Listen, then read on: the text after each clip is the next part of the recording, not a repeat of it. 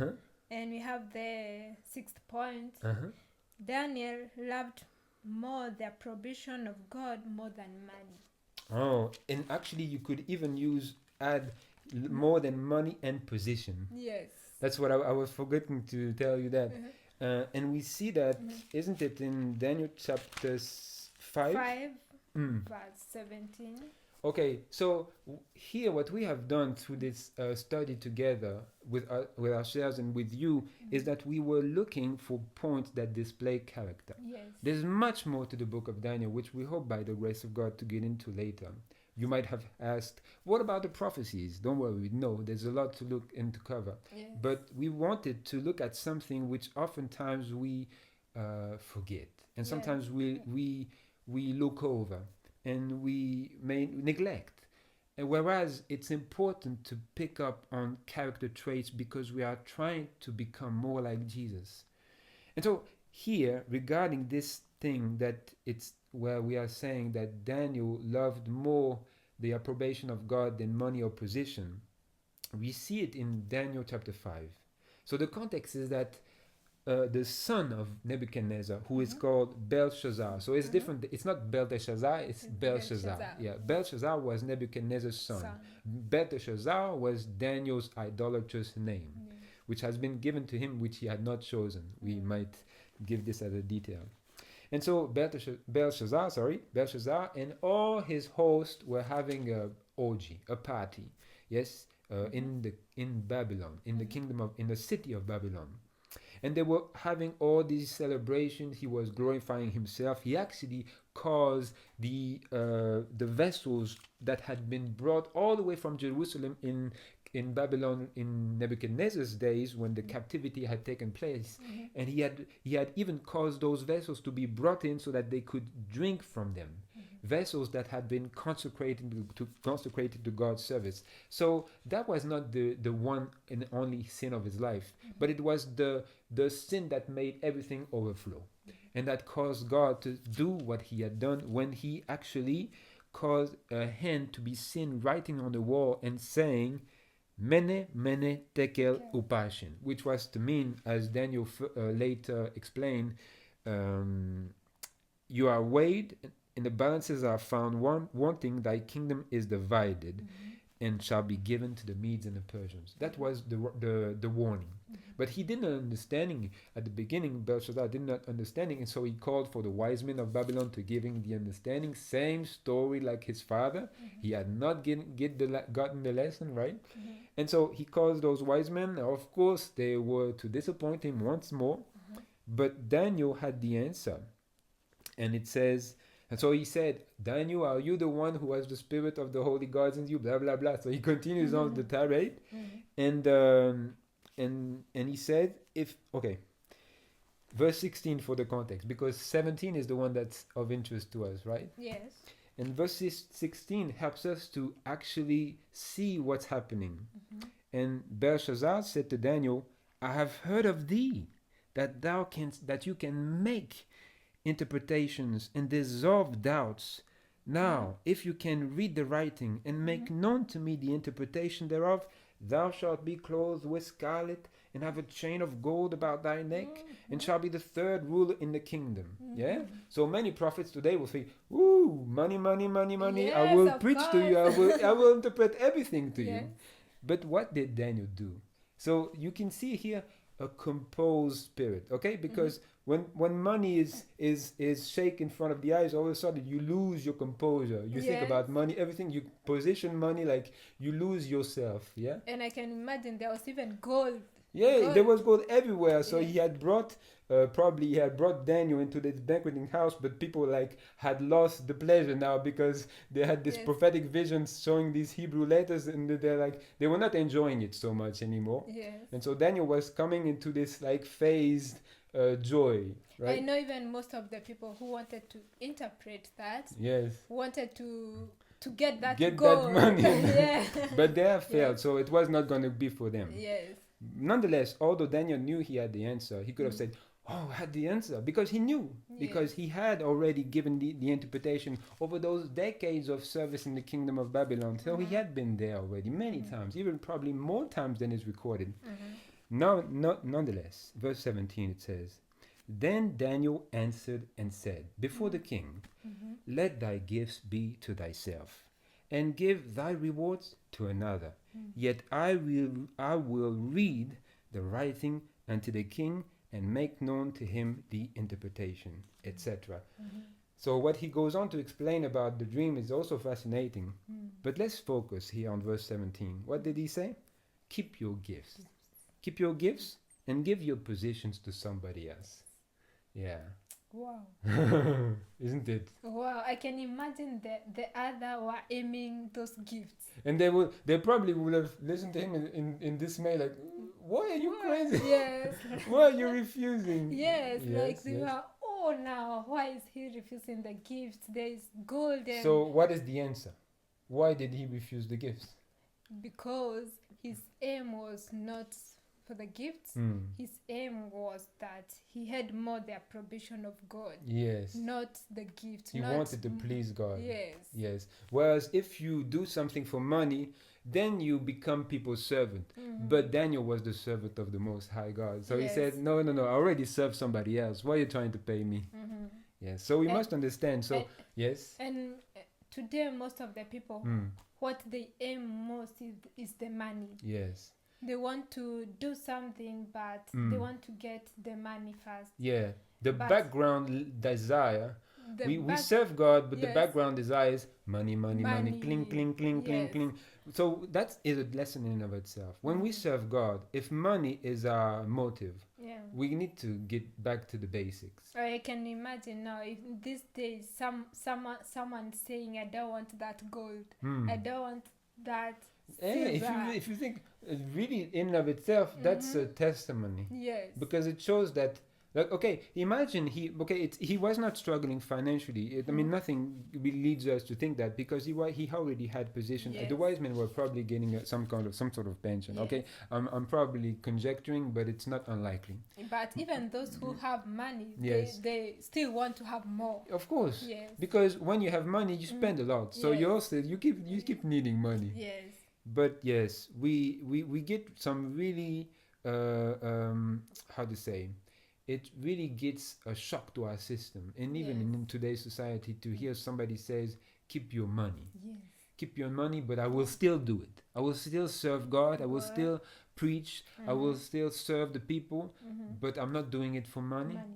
And we remember also the words of Apostle Paul. He said, I have not been a burden to any of you.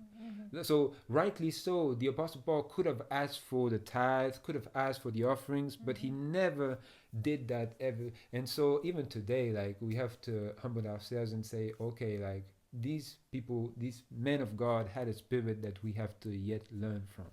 Yes. Anyways, we may continue. Yes. To the following points. Daniel was a prayerful man. Okay. Yes. Yeah. And we can read that in Daniel chapter 6, verse 10. Okay, yeah. So in the context of so obviously Daniel had been elevated, and now people were being jealous. Yes. And as the kingdom had passed on from the family of Nebuchadnezzar and his son onto the Medes and the Persians, Darius became the king in now the city in the kingdom of Babylon. He was sharing contemporaneously the kingdom with Cyrus, which we read of him in other places.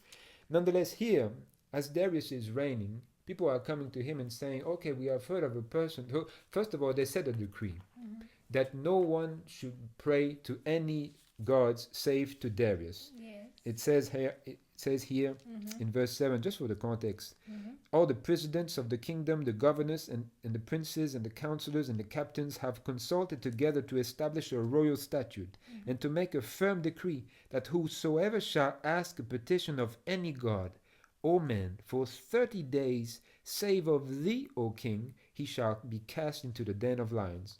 Now, O king, establish the decree and sign the writing, that it be not changed, according to the law of the Medes and Persians, which altereth not. Wherefore King Darius signed the writings and the decree. We actually have another story of that same nature in the book of Esther, and the same kind of dynamics happened, in which the king of the Persians was pressured to put a decree against the people of God. And here it was against Daniel. Yeah, and so Darius signed because he was a proud monarch, like most kings, presidents, and ministers are nowadays, even as in the past. And so Daniel found himself in a strait Yes. because nobody was supposed to pray to any gods for 30 days, Yes. but Daniel He was a still- prayerful man. Yes, he still prayed even if they were told not to pray. Yes. Yes. And I think we read it. Did you say verse 11, Daniel right? chapter 6, verse 10. Okay, verse 10. Now, when Daniel knew that the writing was signed, so when he knew that it was a done deal, he went into his house, and his windows being open in his chamber toward Jerusalem, he kneeled upon his knees 3 times a day and prayed and gave thanks before his God as he did aforetime. He could have just closed his windows. Yes. He didn't do it. He didn't need to do it so conspicuously. And he knew that they were told not to pray. Yes. And he opened the windows facing Yeah. Jerusalem, and he used to pray 3 times in a day. Yes. And then Yes. of course people have saw him. Yes. And then they had him. They actually saw him. Yeah, they saw Yes, him. You see it they in saw verse him. 11 and Yeah. and onwards. So what can we gather from this? Because sometimes we choose it's a big thing depending on the nation, the country in which you live, but really in this day and age, in any place in which we live, we can be tempted sometimes to keep it on a down low. Okay, we don't want to make our religion so known because our religion is just for home, but there is a time when that thing has to be reconsidered because that becomes dangerous actually. And it would have been, you might say, but well, he would have kept his life. Well, he kept his life, only he kept it by God's grace. Yeah. But here he would have lost his life, but in a different sense, that his spiritual life would have been totally going down the drain if he had been doing such a thing as to hide his faith. Yeah. So he was prayerful, and he was consistently prayerful, and he was prayerful to the point of not hiding his convictions. Not only in those days that they were not told to pray, Yes. but he also used to pray before. As he did aforetime. Yes. So he continued just as he had been doing. So that tells us that if we ever come to a crisis, let's remember that what we had been doing, there's no reason not to do it again. We should pray always. Yes. Yes. And give God the glory and serve him if that costs us our comforts and our houses. Yes. So, next point. Uh-huh. Daniel trusted God. Mm. Daniel trusted God, and we can read that in Daniel chapter 6, verse. We can start from verse 22, maybe. So, as we said, so he was consistently prayerful. He did not hide his face. So, as a consequence, simply because that was the decree, he was sent to the den of lions, thrown there. Even Darius didn't want to do it, but he loved his kingdom and his position more than the servant of God. So he said, let your God save you now, because I want to keep my kingdom. I'm not gonna cancel the decree for you. He didn't want to do it. He didn't want to do it. That night we read there that Yes. that night he was so disturbed. He was disturbed, Yes. but he could have been less disturbed if he had given it to God. Yes. So that's a story, but we won't go there.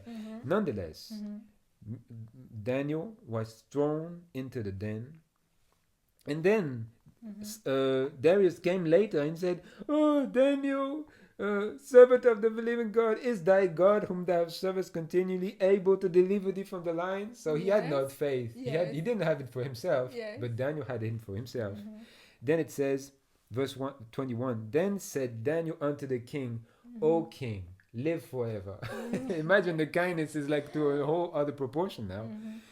Live forever. My God has sent Saved. his angel and has shut the lion's mouth, that they have not hurt me, for as much as before him innocency was found in me, and also before thee, O king, have I done no hurt. Then was the king exceeding glad for him, and commanded that they should take Daniel up out of the den. So Daniel was taken up out of the den, and no manner of hurt was found upon him, because he believed in his God. Wow. Yes. And the belief, because we read and elsewhere in the epistles Mm-hmm. of the New Testament, that his belief was not just believing that God exists, Mm-hmm. because the devils also believe and tremble, Mm-hmm. right? Yeah. So he didn't believe and tremble like this, but he believed and trusted God. Yes, because that's what the king was answering. He was asking, was saying, "Is thy God able to deliver thee?" Mm-hmm. And that's what Daniel believed. Mm-hmm. And that's why he had been delivered, because he believed in God. He trusted in God. Yes. Yes. And also, which is, it has to be together. Mm-hmm. Sometimes we say, yes, I believe in God, I trust in God, but we're not faithful. Yes. I just want to point out that this doesn't work biblically.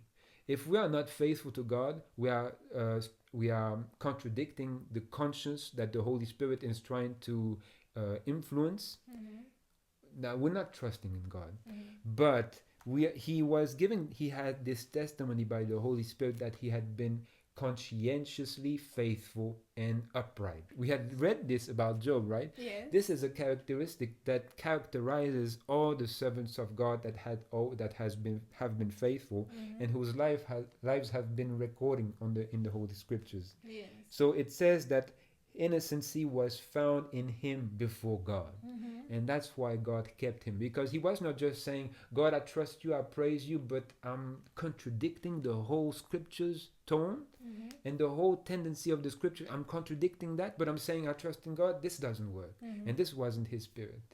So not only trusting God, we Mm. have to be faithful to Him. Faithful, conscientiously upright. Mm-hmm. So like we are not like violating our conscience. Mm-hmm. Daniel was a man who was not violating his conscience, and Mhm. that's why not only God could save him, Mhm. but people could trust him. Mm-hmm. And as we have seen this all the way through from chapter 1 all the way to this point. Mm-hmm. Yeah. Wow. So we have the last point. Uh-huh. Daniel had a vision of Jesus. Right. So you might say, like, well, is this the life of Daniel? Mhm. Well, if you had a vision of Jesus, that would be the story of your life too. Mm-hmm. And we actually read this about Daniel in chapter 10. Chapter 10, verse 5. So we have not talked about the prophecies, neither will we in this portion here of study. Mm-hmm. Nonetheless, chapter 7 through to 8 and 9 deal very much so with the prophecies that Daniel was given Mm-hmm. in reference to the future of the kingdom of Babylon. Mm-hmm. And these prophecies were, and even to this day, are very hard to be understood by many people. Mm-hmm. However, we are able to understand them. Mhm. Nonetheless, he was struggling. Mm-hmm. And this was in the third year of Cyrus, chapter 10, Mm-hmm. king of Persia. A thing was revealed unto Daniel, whose name was called Belteshazzar. Mm-hmm. And the thing was true, but the time appointed was long, and he understood the thing and had understanding of the vision. In those days, I, Daniel, was mourning 3 full weeks. Okay, so for 1 hour he was astonished with reference to the vision that Nebuchadnezzar had in chapter 4. But here, like for 3 whole weeks, he was mourning. And he saying, I ate no pleasant bread, neither came flesh nor wine in my mouth, neither did I anoint myself at all, till 3 whole weeks were fulfilled. And then in verse 4 onwards to, I won't read the whole thing, but onwards to verse 10, he sees a vision. He sees a vision of someone special. Mm-hmm. It says, he was by the side of the great river Iddekel. Then he lifted up his eyes and looked, and behold, a certain man clothed in linen, whose loins were girded with fine gold and uphaz. His body was like of beryl, and his face as the appearance of lightning, etc. And then it says, his eyes as lamps of fire, and his arms and his feet like in color to polished brass, and the voice of his words like the voice of multitude. And I, Daniel, alone saw the vision, for the men that were with me saw not the vision, but a great quaking fell upon them, so that they fled to hide themselves. So it was a real thing. because he was there with those real people, but it was a vision that they could not discern. And it was a vision of a person. And in Revelation chapter 1, We can read that in the book of Revelation. yes, thank you. In Revelation chapter 1, Chapter 1, verse 12. yeah, the reason we are taking time here to think about this is if you had seen Jesus, you would tell the story. And so this is part of the life of Daniel. And we see here who it is that he saw in this vision in chapter 10 of Daniel. As we turn to Revelation chapter 1, Yes. in verse 11, okay, so this is now talking about John, the disciple John, the beloved disciple, who is saying here in verse 10, I was in the Spirit on the Lord's day, and I heard behind me a great voice as of a trumpet, saying, I am Alpha and Omega, the first and the last, etc. And then verse 12, it says that he, John, and I turned to see the voice that spake with me, and being turned, I saw 7 golden candlesticks. And in the midst of the 7 candlesticks, one like unto the Son of Man, clothed with a garment down to the foot, and girt about the paps with a golden girdle. And listen here, his head and his hairs were like wool, as white as snow, and his eyes were as flame of fire, and his feet like unto fine brass, as if they burned in the furnace, and his voice as the sound of many water, of a multitude. And he had in his right hand 7 stars, and out of his mouth went a sharp 2-edged sword, and his countenance was as the sun shineth in his strength. And verse 17, note here, and when I saw him, I fell at his feet as dead. And as you go back to chapter 10 of Daniel, it says that when he saw this, verse 8, he says, then I was left alone and saw this great vision, and there remained no strength in me. He fell as dead, same as the Apostle John. So we see Daniel saw Jesus. Yes. And you would say it's only fair after being faithful to God for so many years, right? Wow. Yes. So Daniel had a vision of Jesus. Yes. So he saw Jesus. Yeah, exactly. Yes. Without a doubt. Yes. However, he didn't see in a manner which was glorifying to him. Yes. He felt like he was dying. Yes. And so if ever we feel like we are dying, let's remember Jesus meets his people and he makes them feel that way.